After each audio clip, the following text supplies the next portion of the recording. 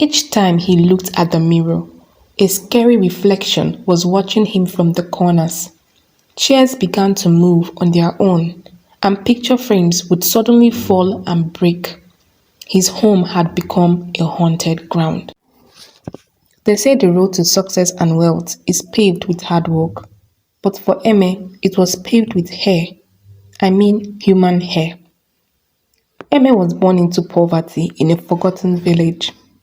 They had no food or even clean water. It hadn't rained in years. There was just no hope.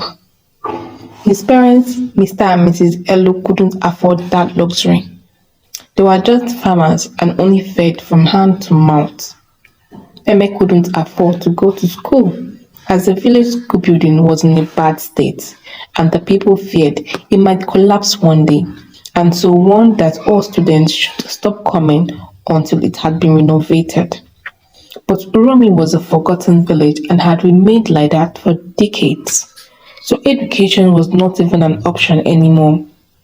Not until one day, Eme found something that would change his life forever. Emmett discovered a pair of rusty clippers hidden in the garbage heap, and with them, a daring idea was born. That was the beginning of the barber's shop.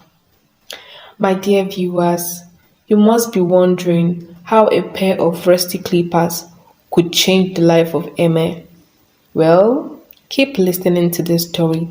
But before I continue, this is a plea to you, my amazing viewers who haven't subscribed to my channel, to please be a part of my growth by clicking on the subscribe button. You can like and share this video to your loved ones as well. Emme was born in Uromi, a small rusty village. The sky hadn't swept rain in months.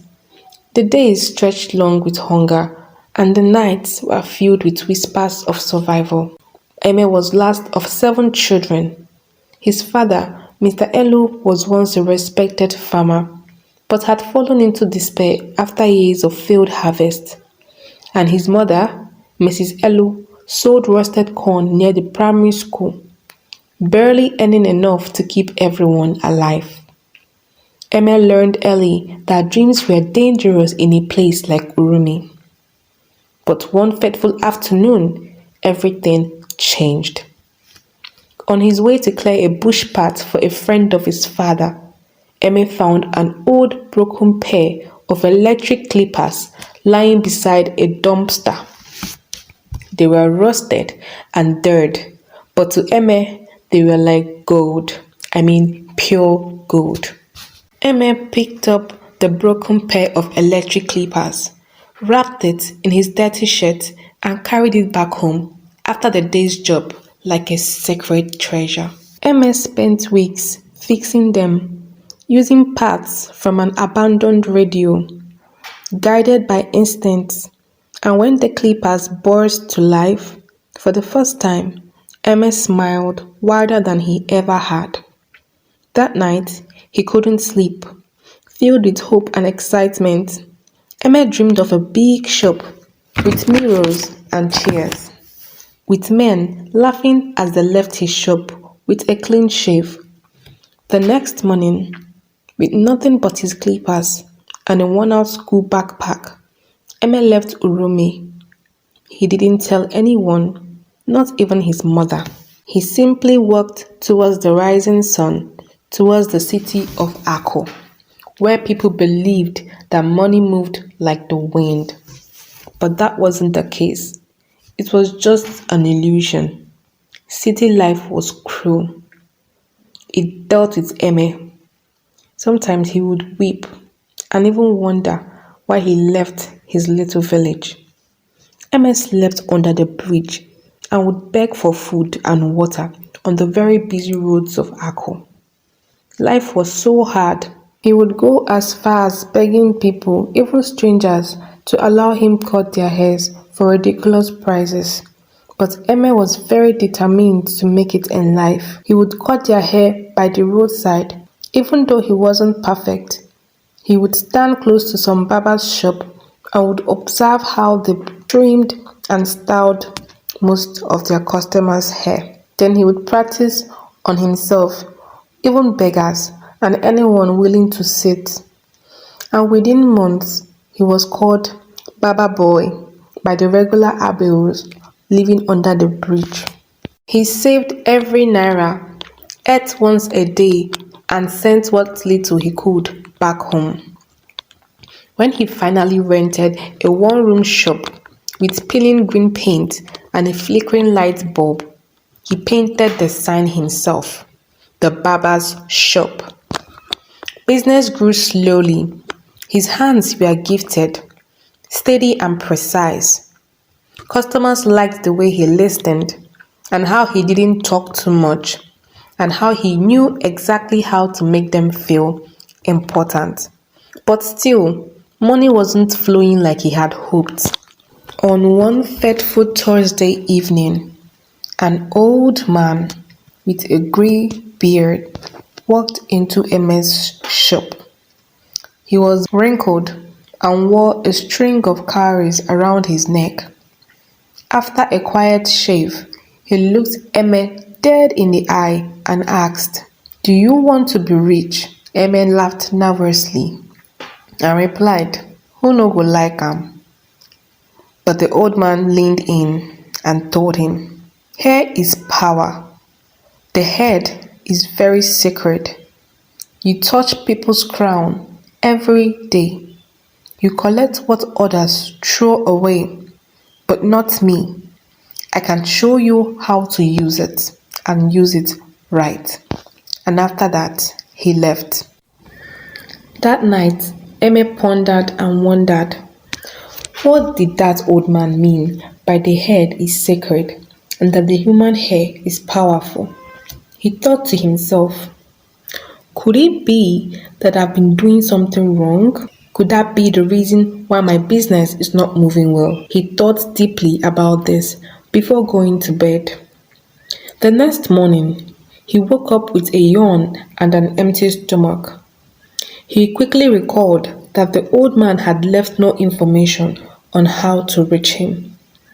He didn't tell him his name or how they were going to meet again. Not until after 3 days, the old man again visited his shop.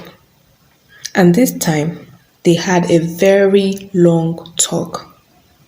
He ended up convincing Emma. He told him it required just a little effort for him to attain the kind of wealth he had always dreamt of. And determined to know what it was, the both agreed to meet after he had closed from work. And as agreed, from the river bank, they made their way into the thick forest. They walked for hours till they finally saw a little hut, and there he was, Abaka, the priest of the ancient gods. He stood there, his eyes closed, wearing a bright red cloth.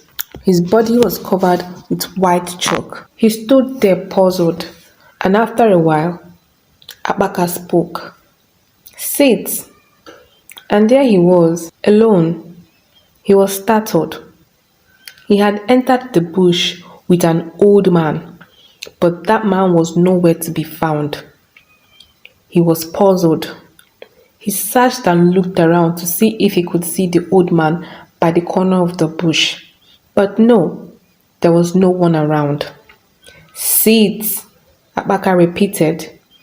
And with shaky legs and hands, Emma sat on the grass, panic written all over his face. "Bring us the hair from living heads, and with each offering we will bless you abundantly," he said with a voice that sounded like thunder. Emma hesitated, but poverty had taught him that choices were a luxury, and he had no such thing. In an instant, he agreed. "But remember," Abaka said, his voice trembling, "the gods do not give without taking." And with that, Emma left the little hut. And after 2 minutes of walk, he found himself by the roadside. He wondered why it had taken them so long to get there, but had only taken him 2 minutes to get to the major road. The very next day, he began. He would sweep the trimmed hair into a special black nylon bag after each day, and every Friday he would walk into the forest and lay it before the shrine. The changes were almost immediate. His shop went from 3 customers a day to 15 and even 30 and then 50. People started booking ahead, and soon the barber's shop was trending all over the social media. He bought new clippers and then new mirrors. He even got a better chair and air condition. He changed the shop sign to gold letters, and within months he bought a second shop and then a third. But with every offering, Abaka asked for more. Get me hairs from politicians. Get me hairs from pregnant women, even from a virgin child. Emeka's hands trembled, but greed drowned his guilt. He always found ways to make sure that those hairs were available. And months after, wealth poured in like flood water. Emeka now lived in a duplex in a very secured estate and even ate foods he couldn't pronounce. And then the signs began. It started with wide, scary dreams. Eme couldn't sleep anymore. He would see a group of ugly creatures chasing after him in the dream, trying to cut his hair. Every time he looked at the mirror, a scary reflection was watching him from the corner. Chairs began to move on their own. Picture frames would suddenly fall and break. His home became a haunting ground. Even at his shop, a customer would scream, claiming to see the ghost of his late father watching him by the corner. Some would faint, and even a child convulsed moments after having the haircut. His staffs quit one by one. They would say to themselves, "This shop is haunted. This shop has been placed under a curse." The clippers would suddenly turn on their own, even when unplugged. And soon after, a lot of rumors began flying around. Eme knew he was doomed, and his secrets were about to be revealed. He quickly ran to the shrine, hoping for a solution. He met Abaka, sitting in his little hut. Help me please. Help me. Reverse this. I can't do this anymore. I don't want your money anymore. I don't want to be wealthy, and I don't want this fame. Abaka smiled and simply shook his head and said, "You cannot return what is already spent. I have no solution for you." And with that, he left Eme unattended to and kept on munching on the little peanuts on his palm. Eme stood up and left home with a heavy heart. But the next morning, to his surprise, he woke up bald. Every strand of hair was gone. His eyebrows, his beard, his lashes. His body was cold and smooth like marble. He was in total shock. People mocked him. His customers vanished, and the rumors were spreading fast like wildfire. 2 weeks later, they found Eme sitting alone, laughing and talking to himself. Eme had finally gone mad. He wore tattered clothes. His shop was shut down, but people say strange things still happen inside. Some say at night you can hear the clippers buzzing. My dear viewers, we need to be careful out there. The world is indeed evil. The moral of the story: indeed, greed is a hungry spirit. It never stops eating, even when it's full. The story of Eme reminds us that every shortcut has a price. His pair of clippers built a dream, but the rituals turned it into a nightmare.